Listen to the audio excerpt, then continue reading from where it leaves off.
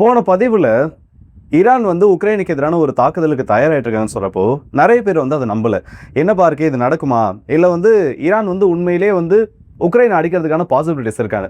ஆனால் இப்போது அஃபிஷியலாக உக்ரைனோட உளவுத்துறையாக இருக்கக்கூடிய GUR 48 மணி நேரங்களுக்குள்ள ஈரான்லேருந்து நம்ம ஒரு ஸ்ட்ரைக்ஸை எதிர்பார்க்கலாம். 3 இடங்களை குறி வச்சு தப்ரிஸ் மாகாணத்தில் இருந்து ஒரு 3 மீடியம் ரேஞ்ச் பாலிஸ்டிக் மிசைல்ஸ் ஆகுது உக்ரைனை நோக்கி வீசப்படலாம் ஒரு எச்சரிக்கையை கொடுத்துருக்காங்க. அதுவும் இந்த தாக்குதலானது எதை நோக்கி இருக்க போதுன்னா உக்ரைனோட தலைநகரமாக இருக்கக்கூடிய கீவை நோக்கி இருக்கும்ன்றதையும் அவங்களோட செய்தி குறிப்பில் வெளியில் சொல்லியிருக்காங்க. இது ஒரு பக்கம் போயிட்டு இருக்கப்போ அமெரிக்காவோட அதிபர் சந்திக்கிறதுக்காக இஸ்ரேலோட பிரைம் மினிஸ்டர் பெஞ்சமின் நெத்தன்யாஹூ அவர்கள் அமெரிக்காவுக்கு போயிருக்காரு. ஒயிட் ஹவுஸில் வச்சு இன்னைக்கு அந்த சந்திப்பு நிகழலான்ற மாதிரி பேச்சுவார்த்தைகள் வந்திருக்கு. அந்த எக்ஸாக்டான ஒரு டைமில் ஏன்பா இதுதான் உனக்கு கடைசி வார்னிங், நீ மட்டும் இந்த யுத்தத்தை நிறுத்தலை, இல்லை ஸ்ட்ரைட் ஆஃப் ஹோர்மஸை இந்த இடத்துல ஓப்பன் பண்ணலனா பிகாக்ஸ் மவுண்டன்னு சொல்லிட்டு ஒரு முக்கியமான ஒரு மலைத்தொடர், ஈரானோட அண்டர் கிரவுண்ட் நியூக்ளியர் ஃபெசிலிட்டி இருக்கக்கூடிய ஒரு இடம், அதை நாங்கள் கம்ப்ளீட்டாக டிஸ்ட்ராய் பண்ணிவிடுவோம். ஸோ முடிவு உன் கையில் இருக்குன்னு புதுசாக 10ஓடு சேர்த்து 11வது எச்சரிக்கை அமெரிக்காவோட அதிபர் அவர்கள் கொடுத்துருக்காரு. ஸோ இதை பற்றின சில தகவல்கள் மற்றும் முக்கியமான சில அப்டேட்ஸ் ஈரான் மற்றும் ரஷ்யா உக்ரைன் சம்மந்தப்பட்டது இந்த ஒரு பதிவில் பார்த்துக்கலாம். ஸோ வாங்க வீடியோக்குள்ளே போயிடலாம். நான் உங்களுக்கு தமிழ் டிபி ட்ரெண்டிங்ஸ்.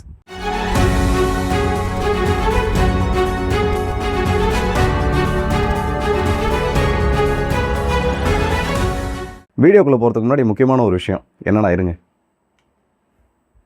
கடைசியில் என்னையும் போட வச்சுட்டாங்க. இதுக்கான காரணம் என்னன்னு கடைசியில் சொல்கிறேன். அதுக்கு முன்னாடி இருக்கக்கூடிய அப்டேட்ஸை பார்த்து முடிச்சிடும்.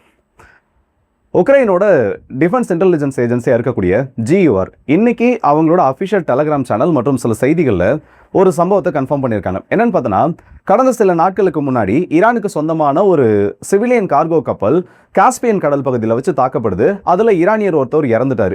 இதுக்கப்புறமா ஈரான் நேரடியாக ஒரு எச்சரிக்கை கொடுத்தது மட்டும் இல்லாமல் அஃபிஷியலாக ஈரானோட ஃபாரின் மினிஸ்ட்ரி ஒரு இமேஜ் ஒன்று டிஸ்பிளே பண்ணுறாங்க. இங்கே பாருங்கள், எங்களோட எந்தெந்த மிசைல்ஸோட ரேஞ்சுக்குள்ளே உக்ரைனோட எந்தெந்த பகுதிகள் வரும், அதுவும் எங்களோட மீடியம் ரேஞ்ச் பாலிஸ்டிக் மிசைல்ஸை நாங்கள் பயன்படுத்தணும்னா ஒட்டுமொத்த உக்ரைனோட நிலப்பரப்பை எங்களோட டார்கெட் லிஸ்ட்குள்ளே கொண்டு வர முடியுன்றதை அஃபிஷியலாக ஒரு செய்தியை வெளியிட்டிருந்தாங்க. ஸோ இது நார்மலாக ஒரு எஸ்கலேஷன் ஆகலை, பெரிய ஒரு ப்ராப்ளத்தை நோக்கி போயிட்டு இருக்குன்னு தெரிஞ்சிருச்சு. ஏன்னா அஃபிஷியல் அக்கௌண்ட்ல இருந்து இந்த மாதிரி சில செய்திகள் வருதுன்னா அது நார்மல் எஸ்கலேஷனில் பெரிய ஒரு பிரச்சனையாக மாறுதுன்றது தெரிஞ்ச ஒரு விஷயம் தான். இதற்கு இன்னைக்கு இவங்ககிட்ட இருந்து கன்ஃபர்மேஷன் கிடைச்சிருக்கு. இந்த செய்தியை நீங்கள் பார்க்குறப்போ ஒரு 48 மணி நேரம், அதாவது ஒரு 2 நாட்களுக்குள்ள ஈரான் கிட்ட இருந்து ஒரு ரெஸ்பான்ஸை நம்ம எதிர்பார்க்கலாம். அப்படி அவங்க செய்யக்கூடிய ரெஸ்பான்ஸ்ன்றது முக்கியமான சில பகுதிகள், உக்ரைனோட தலைநகரமாக இருக்கக்கூடிய சில பகுதிகளை நோக்கி 3 பாலிஸ்டிக் ஏவுகணைகளாவது அவங்க வீசுறதுக்கு வாய்ப்பு இருக்கு. ஸோ நம்மளோட டிஃபென்ஸ் எல்லாத்தையுமே நம்ம ரெடி பண்ணி வைக்கணும்.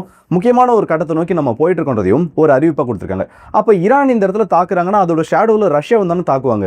அப்போ வரப்போற 2 நாட்களுக்குள்ள ஏதோ ஒரு பெரிய சம்பவம் இந்த ரஷ்யா உக்ரைனில் நடக்க போகுது, அதுவும் ஈரான் நல்லா நடக்க போகுது. ஒருவேளை இந்த பாலிஸ்டிக் ஏவுகணைகள் வீசப்படுது இல்லை, அதை உக்ரைனால இம்பாக்ட் பண்ண முடியாம ஏதோ ஒரு பிரச்சனையை அது உருவாக்கிடுச்சு, சிவிலியன் கேஷுவாலிட்டிஸ் ஏதோ ஒன்று வந்துருச்சுன்னா அதுக்கப்புறம் இது ஜஸ்ட் ரஷ்யா விசஸ் உக்ரைன் யுத்தமாக இருக்காது, Russia and Iran versus Ukraine and நாட்டோன்னு சொல்லக்கூடிய ஒரு யுத்தமாக தான் இது மாறும். சரிப்பா, ஆல்ரெடி ரஷ்யாவுக்கு ஈரான் வெப்பன்ஸ் கொடுத்துட்டு இருக்காங்க. அப்போ அஃபிஷியலாக இவங்களும் உள்ள வந்துட்டா இந்த பிரச்சனை அடுத்த கட்டத்தை நோக்கி நகருமான்னு சொல்லக்கூடிய சந்தேகம் பல நபர்களுக்கும் இருக்கும். ஆனால் ஈரான் எவ்வளோ நாள் இந்த யுத்தத்தில் இருப்பாங்கன்னு தெரியல. மேபி இந்த மாதிரி ஒரு ஸ்ட்ரைக் நடக்கிறப்போ அது இந்த யுத்தத்தோட இன்னொரு கதவுகளை தான் திறந்து வைக்கும். என்ன நடக்குதுன்றதை பொறுத்திருந்து பார்ப்போம். அடுத்ததா இப்போ டோப்ரோபிலியோவில் ரஷ்யா நடத்தக்கூடிய ஒரு தாக்குதல், ரஷ்யாவோட DRG யூனிட்ஸ். இந்த DRG யூனிட்ஸ் என்னன்னு பார்த்தோன்னா டிவிஷன் அண்ட் ரெகானிசன்ஸ் குரூப்னு சொல்லுவாங்க. இது எதற்காக பயன்படுத்தப்படும், இல்லை இதோட அமைப்பு என்னன்னு பார்த்தோன்னா, ஒரு குரூப்ல மேக்ஸிமம் ஒரு 5லிருந்து 8 நபர்கள், இரட்டை இலக்கங்களுக்குள்ளேயே வராது, 9 நபர்களுக்குள்ள நின்றுடுவாங்க. இவங்களோட வேலை என்னன்னா சிவிலியன்ஸ் மாதிரி இல்லை இப்போ இருக்கக்கூடிய பகுதிகள் ஸ்லோவியான்ஸ், கிராமட்டாஸ் மற்றும் டோப்ரோபிலியா போன்ற பகுதிகளில் சிவிலியன் எவாக்குவேஷன் நடக்குது. அப்போ ரஷ்யாவோட பகுதிகளுக்குள்ள இருந்து பிளைண்ட் ஸ்பாட்ஸை பயன்படுத்தியும் இல்லை முக்கியமான சில ஜோன்ஸ்ன்றது அடர்ந்த காட்டு பகுதிகளாக இருக்கும். ஏன்னா இந்த ஃபோர்ட்ரஸ் ஆஃப் பெல்ட்னு சொல்லக்கூடிய அந்த ஒரு கான்செப்ட்ல காடுகளோட பங்கும் கணிசமாக அந்த இடத்துல இருந்துட்டு இருக்கு. அப்படி இருக்கக்கூடிய நேச்சுரல் கவரை பயன்படுத்தி இவங்க உள்ள ஊடுருவ வேண்டியது. அப்படி ஊடுருவக்கூடிய நபர்கள் உள்ள போயிட்டு உக்ரைனோட லாஜிஸ்டிக் ஹப் எங்கெங்கெல்லாம் இருக்கு, இவங்க கொண்டு போகக்கூடிய வெடிப்பொருட்கள், அவங்களோட முக்கியமான அந்த லாஜிஸ்டிக் லைன்ஸ் எல்லாத்தையும் கண்டுபிடிச்சு அதை தகர்க்கிறது. அப்படி பார்த்தோன்னா இன்னைக்கு 29 ரஷ்யாவோட இந்த DRG யூனிட்ஸ் டோப்ரோபிலியோக்குள்ள ஊடுருவிருக்காங்க. யுத்தம் நடக்கக்கூடிய அந்த ஒரு ஃப்ரண்ட் லைன்ல இருந்து இப்போ இவங்க ஊடுருவி இருக்கக்கூடிய அந்த ஒரு பகுதியோட தொலைவு பார்த்தோன்னா 10.5 கிலோமீட்டர்கள், சரியா சொல்லணும்னா 10 கிலோமீட்டருக்கும் அதிகமான ஒரு பகுதி. அதுல 29 குரூப்ஸ் உள்ள ஊடுருவி நிறைய லாஜிஸ்டிக் ஹப்ஸ், அந்த ஃப்ரண்ட் லைன்ல இருக்கக்கூடிய அந்த லாஜிஸ்டிக் ஹப்ஸை டெஸ்ட்ராய் பண்ணிட்டு தான் சொல்றாங்க. இதுல ஒரே நாள்ல உக்ரைனோட 16க்கும் அதிகமான ட்ரக்ஸ், வெப்பன்ஸை வந்து அவங்களுக்கு கொண்டு போய் டெலிவர் பண்ணக்கூடிய ட்ரக்ஸ் இன்னைக்கு அழிக்கப்பட்டதாகவும் சொல்லியிருக்காங்க. இது உறுதிப்படுத்தப்பட்ட தகவல் தான். ஸோ இன்னைக்கு வந்து உக்ரைனுக்கு டோப்ரோபிலியாவில் மிகப்பெரிய ஒரு இழப்பும் ஏற்பட்டிருக்கு. இதை கவுண்டர் பண்ணுறதுக்கு உக்ரைன் பல முயற்சிகள் எடுத்துட்டு இருக்காங்க. ஆனால் இவங்களை ஐடென்டிஃபை பண்ண முடியறது ரொம்ப கஷ்டமான ஒரு பகுதியாக இருக்குது. ஏன்னா டான்பாஸ் ரீஜனில் ஆல்ரெடி ரஷ்யா ரொம்ப ஸ்ட்ராங்காக இருக்காங்க. அண்ட் அங்கே இருக்கக்கூடிய மக்கள் உக்ரைன் பக்கம் திரும்புறதை விட அகதிகளாக மாறி இந்த இடத்துல அதிகமாக ஒரு 5000 நபர்கள் ஒரு நகரத்தில் இருக்காங்கன்னா அதில் ஒரு 1000 to 2000 நபர்கள் தான், அதுக்குள்ளே இருக்கிறவங்க தான் உக்ரைன் பக்கம் திரும்பிட்டு இருக்காங்க. மீதம் இருக்கக்கூடிய நபர்கள் அத்தனை பேர் ரஷ்யாவை நோக்கி போகிறாங்க. ஸோ அப்படி இருக்கப்போ உக்ரைனுக்கு இந்த இடத்துல உள்ள வரக்கூடியவங்களை கண்டுபிடிக்கிறதும் அவங்களுக்கு எதிரான நடவடிக்கைகள் எடுக்கிறதும் ரொம்பவே ஒரு டஃப்பான டாஸ்காக மாறி இருக்கு. ஸோ மேபி இன்னும் 1-2 வாரத்தில் இந்த ஃபோர்ட்ரஸ் ஆஃப் பெல்ட் இருக்குல்ல, அதில் அடுத்து இருக்கக்கூடிய ஒவ்வொரு நகரங்களும் கான்ஸ்டான்டினிகாவோட வீழ்ச்சிக்கு அப்புறமா ஒவ்வொரு நகரங்களும் ரஷ்யாவோட அசால்ட்டுக்குள்ளாக போகுது. அதற்கான வேலைகளை இப்போவே தொடங்க ஆரம்பிச்சிட்டாங்க. சரி, ரஷ்யா உக்ரைன் அப்டேட்ஸ் இவ்வளோ தான். இப்போ ஈரான் பக்கம் போவோம். ஈரான்ல இருந்து முக்கியமான 2 செய்திகள். அந்த மிசைல் அட்டாக் பற்றி வேண்டாம், ஏன்னா ஸ்டார்டிங்கில் அதை நம்ம பார்த்துட்டோம். உக்ரைன் மேலே மேபி 48 மணி நேரங்களுக்குள்ள ஒரு தாக்குதல் நடக்கிறதுக்கான வாய்ப்பு இருக்குது.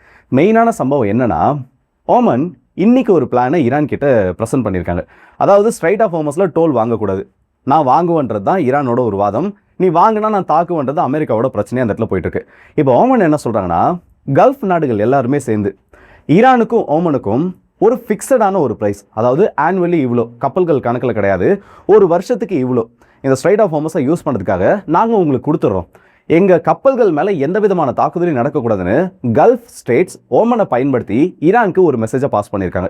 நல்ல ஒரு ஆப்ஷன் இது. ஏன்னா ஒவ்வொரு கப்பல்களுக்கும் வாங்குறப்போ அமெரிக்காவோட தலையீடுன்றது இருக்கும். அதற்கு பதிலாக வருஷத்துக்கு இவ்வளோ, கப்பல்களோட கணக்கெல்லாம் கிடையாது, நான் இவ்வளோ கொடுத்துட்றேன், என்னோட கப்பல்கள் வந்து போகிறப்போ நீ எந்த விதமான தடைகளையும் அந்த இடத்துல போடக்கூடாது, எந்த விதமான தாக்குதலையும் பண்ணக்கூடாதுன்றதான் இந்த ஒரு திட்டம். இது ஈரானுக்கு முக்கியமான ஒரு கேட்வே ஓப்பன் பண்ணியிருக்கு. ஏன்னா ஸ்ட்ரைட் ஆஃப் ஹோமஸை நீ எப்பயுமே டோல் வாங்கக்கூடாது, அதனால தான் அமெரிக்கா இப்போ இந்த சீஸ்ஃபயர் முடிஞ்ச வந்ததுக்கப்புறமா அடிச்சிட்டு இருக்காங்க. ஸோ ஈரானுக்கு இப்படி ஒரு வாய்ப்பு கிடைச்சிருக்கிறது ரொம்ப முக்கியமான ஒன்றா பார்க்கப்பட்டு இருக்கு.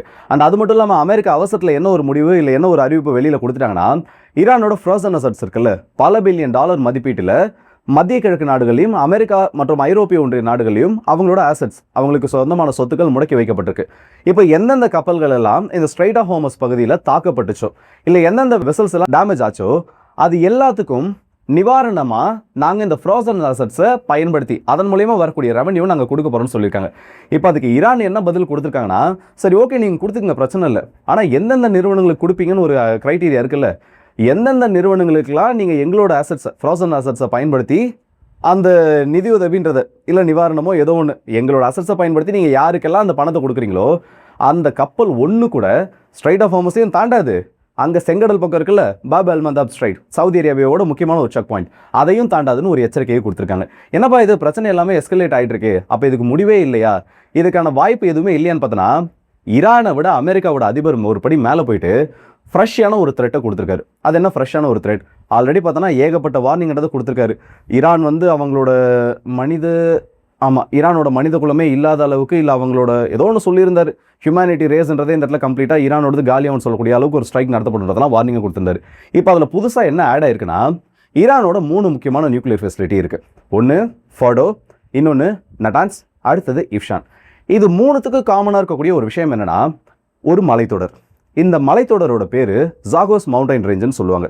ஈரானோட ரொம்ப ஒரு கவசமாக, இந்த நியூக்ளியர் ஃபெசிலிட்டிக்கெல்லாம் கவசமாக இருக்கிறது இதுதான். அதனால தான் இதுக்கு முன்னாடி ஒரு பெரிய ஒரு ஆப்ரேஷன், இந்த GBU குண்டுகளை இந்த நியூக்ளியர் ஃபெசிலிட்டிஸ் மேலே வீசியும் அமெரிக்கானால எதிர்பார்த்த அளவு வெற்றி அடைய முடியல. அதற்கு காரணம் அவ்வளோ உறுதித்தன்மையுடைய மலைகளில் பல மீட்டர் ஆழத்துக்கு கீழே கொண்டு போயிட்டு இந்த நியூக்ளியர் ஃபெசிலிட்டியை வச்சிருக்கிறது. இப்போது அமெரிக்காவுக்கு இது ஒரு புதிய பிரச்சனையாக மாறி இருக்கு. காரணம் என்னென்னா, இதுக்கு முன்னாடி ஸ்ட்ரைக் நடத்திட்டாங்க. ஆனால் ஸ்ட்ரைக் நடக்கிறதுக்கு முன்னாடியே ஈரான் அங்கே இருக்கக்கூடிய என்ரிச்டு யுரேனியமை வேற ஒரு பகுதிக்கு மாற்றிருக்காங்க. அது எந்த இடம்னு பார்த்தோன்னா பிகாக்ஸ் மவுண்டைன்னு சொல்லுவாங்க. இது நட்டான்ஸ் நியூக்ளியர் ஃபெசிலிட்டியிலேருந்து வெறும் ஒரு சில கிலோமீட்டர்கள் தொலைவில் அமைந்திருக்கக்கூடிய ஒரு மலைப்பகுதி, அதாவது ஜாகோஸ் மவுண்டைன் ரேஞ்சில் இருக்கக்கூடிய ஒரு மலையோட பேர் தான், அந்த பகுதியோட பேர் தான் இந்த பிகாக்ஸ் மவுண்டைன்னு சொல்கிறது. இதில் முன்னே இருந்ததோட ஃபோர்டோ நியூக்ளியர் ஃபெசிலிட்டி ரொம்ப ஆழத்தில், ஒரு 100 மீட்டருக்கும் ஆழத்தில் அதிகமாக இருக்கலான்றாங்க. மலைகளுக்கு கீழே அதில் ரீஇன்ஃபோர்ஸ்டு கான்கிரீட் எல்லாமே இதை வந்து அதை பாதுகாப்பானதாக மாற்றுது. அதை விட அதிக ப்ரொடெக்ஷனில் இந்த பிகாக்ஸ் மவுண்டன் பகுதியில் என்ரிச்டு யுரேனியம் கொண்டு போய் மொத்தமாக வச்சுருக்காங்க. இது மட்டும் இந்த பேச்சுவார்த்தை முடிவடையில், இல்லை ஸ்ட்ரைட் ஆஃப் ஹோமஸ் பகுதியில் தொடர்ந்து இதே மாதிரி நீங்கள் டோலை வாங்கிட்டு இருந்தீங்கன்னா எங்களோட அடுத்த டார்கெட்டாக இந்த ஒரு இடம் தான் இருக்கும். அப்படி இந்த ஒரு இடத்தின் மீது நாங்கள் தாக்குதல் நடத்துகிறப்போ அங்கேருந்து எதையுமே எடுக்க முடியாத அளவுக்கு எங்களுடைய தாக்குதல் நடக்கும்ன்றதை அமெரிக்காவோட அதிபர் ஒரு எச்சரிக்கையாக கொடுத்துருக்காரு. ஓகே, வார்னிங் கொடுத்துட்டாரு. இப்போ அது நடக்கிறதுக்கான ரியாலிட்டி என்ன, ப்ராக்டிக்கலி பாசிபிளான்னு பார்த்தோன்னா, கிரவுண்ட் இன்வேஷன் நடக்காமல் அமெரிக்கா எவ்வளவு குண்டுகளை வீசினாலும் அந்த ஃபெசிலிட்டிஸை டெஸ்ட்ராய் பண்ண முடியாது. காரணம், போன தடவை அவங்க வீசின குண்டுகளே ஓவராலாக பார்த்தோன்னா 6 குண்டுகள் ஒரே ஃபெசிலிட்டியின் மீது வீசினாங்க. அந்த 6 குண்டுகள் கீழே பெனட்ரேட்டே ஆகலையாம். இன்னும் அதில் ஒரு சில குண்டுகள் எல்லாம் வெடிக்காமல் அந்த மலைகளில் வந்து சிக்கி இருக்கிறதா செய்திகளானது வெளியில் வந்தது. ஒரு செகண்டரி எக்ஸ்ப்ளோஷன் கூட அந்த பகுதியில் அந்த குண்டுகள் வீசப்பட்டதுக்கு அப்புறமா தெரியல. காரணம் என்னன்னா, நீங்கள் நார்மலாக வந்து ஒரு தரைப்பகுதியில் குண்டுகளை வீசுறீங்க, இல்லை மலைகளில் இந்த மாதிரி பங்கர் பஸ்டர் குண்டுகளை வீசுறீங்கன்னா அது அதோட ஃபுல் பெனட்ரேஷன் பவரை பயன்படுத்தி உள்ளே போகும். உள்ளே போய் அது வெடிக்கிறப்போ ஒன்று அந்த மலைகளோட ஸ்ட்ரக்சரில் சில டேமேஜ் தெரியணும். அப்படி இல்லையா அது உள்ளே போய் வெடிச்சதுக்கு அப்புறமா அந்த டர்ட் இருக்குல்ல, இதை சுற்றி பார்த்தோன்னா அந்த இம்பாக்ட் பாயிண்ட்லேருந்து சுற்றி ஒரு பெரிய ஒரு டேமேஜ், ஸ்ட்ரக்சரல் டேமேஜோ இல்லை நீங்கள் பார்க்குறப்ப விசிபிளாக தெரியும். இதுக்கு முன்னாடி GBU-57 அந்த குண்டோட சோதனை நீங்கள்லாம் பார்த்தீங்கன்னா அந்த சைட் எவ்வளோ பெரிய ஒரு டேமேஜுக்குள்ளே இருக்குன்றது தெரியும். ஸோ மலைகளில் பயன்படுத்தப்படுறப்போ அதில் பாதி அளவுக்கு இல்லை அதோட சின்ன ஒரு சைன்ஸாகவும் தெரியும். எதுவுமே இந்த இடத்துல பெருசாக தெரியல. அண்ட் என்ன இதை விட பெரிய ஒரு சம்பவம்னா, அமெரிக்காவுக்கு தெளிவாக தெரியும் இந்த குண்டுகளை மட்டுமே பயன்படுத்தி நம்மளால் இந்த நியூக்ளியர் சைட்ஸை டெஸ்ட்ராய் பண்ண முடியாது.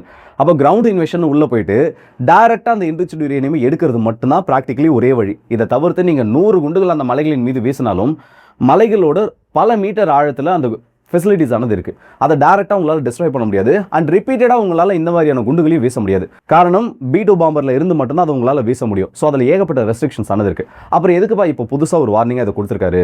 அப்போ ட்ரம்ப் அவர்கள் உண்மையிலே கிரவுண்ட் இன்வேஷனுக்கு தயாராகிட்டாருன்னு சொல்லக்கூடிய அந்த ஒரு கேள்வி இந்த இடத்துல வரும். அது என்ன கணக்கில் இருக்காங்கன்றது தெரியல. ஒரு கிரவுண்ட் இன்வேஷன்ன்றது அமெரிக்காவுக்கு ஒரு சூசைட் மிஷனாக கூட கன்சிடர் பண்ணி இது உள்ளே இறங்குறாங்கன்னா பெரிய அளவு பாதிப்பு, பெரிய அளவு கேஷுவாலிட்டி இது எல்லாமே அமெரிக்காவுக்கு ஏற்படும். ஆனால் அது நடக்காதுன்னு நம்மளால் சொல்லிட முடியாது. அதை தவிர்த்து வேறு எதனா ஆப்ஷன்ஸாக அமெரிக்கா மேபி இந்த இடத்துல ட்ரை பண்ணிட்டு இருக்கான். மெயினான ரீசன் என்ன, நெத்தன்யாஹூ அவர்கள் அந்த ஒயிட் ஹவுஸ்க்கு ஒரு விசிட்க்கு போயிருக்காரு. இந்த செகண்ட் வேவ் ஆஃப் ஸ்ட்ரைக் தொடங்கினதுக்கப்புறம் முதல் முறையாக அவரோட விசிட்ன்றது இந்த இடத்துல இருந்துட்டு இருக்கு. போன முறை போயிட்டு வந்தார், நான் இந்த மாதிரி ஈரான் அடிக்க போகிறேன், நீங்கள் என்ன சொல்கிறீங்க, அதாவது உங்களோட அப்ரூவல்லாம் தேவையில்லை, நீங்கள் ஜாயின் பண்ண போகிறீங்களான்னு சொல்லி அமெரிக்காவை இழுத்துட்டு வந்து விட்டுட்டாரு. இப்போ போயிருக்காரு, என்ன பண்ண போகிறாருன்னு தெரியல. மேபி அடுத்த கட்டமாக என்ன பண்ண போகிறாங்கன்றது முக்கியமான சில பேச்சுவார்த்தைகள் அந்த இடத்துல நடக்கிறதுக்கு வாய்ப்புகளும் இருக்குது.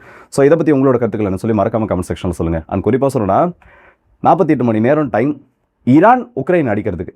இது வந்து நடக்குமா என்னன்றது தெரியல, ஆனால் அஃபிஷியல் வார்னிங்ன்றது வந்திருக்கு. இதை பற்றி உங்களோட கருத்துக்களையும், ஒருவேளை இந்த பிகாக்சன் மவுண்டன்ன்றது தாக்கப்பட்டுச்சு, அதையும் மீறி அமெரிக்கா அதை டிஸ்ட்ராய் பண்ண ட்ரை பண்ணுறாங்கன்னா அது பாசிபிளாக ஈரானோட ரெஸ்பான்ஸ் அதுக்கு எப்படி இருக்குன்றதையும் கமெண்ட்ஸில் சொல்லுங்கள். அண்ட் இது என்னென்னா, லைட் சென்சிட்டிவிட்டி கொஞ்சம் அதிகமாகிடுச்சு. ரொம்ப க்ளோஸ்அப்பில் லைட் இருக்கிறதுனால அதோட பிரைட்னஸ் செட் ஆகலை. தலைவலிக்கு போயிட்டு பார்த்தப்போ ஒரு 2-3 நாளைக்கு இதை போட சொல்லியிருக்காங்க. போட்டு பாருங்கள், செட் ஆச்சுன்னா இதை கண்டினியூ பண்ணுங்கள், இல்லைனா அடுத்து என்ன பண்ணலான்னு சொல்லிட்டு. ஸோ 2-3 நாளைக்கு என்ன இப்படி தான் பார்த்தானோ, வேறு வழி இல்லை. கமெண்ட்ஸ் பண்ணாமல் இருக்கீங்களா, பாருங்கள், இதுதான் உங்களுக்கு தண்டனை. ஸோ மறக்காமல் இந்த வீடியோ பற்றி உங்களோட கருத்துக்களை கமெண்ட் செக்ஷனில் சொல்லுங்கள். அந்த உங்களோட ஃப்ரெண்ட்ஸ் அண்ட் ஃபேமிலிக்கு இந்த வீடியோ ஷேர் பண்ணுங்கள். ஸோ அடுத்த வீடியோஸ் நிற்போம். அது வந்து விடுபடுது உங்கள் எல்லாருக்கே.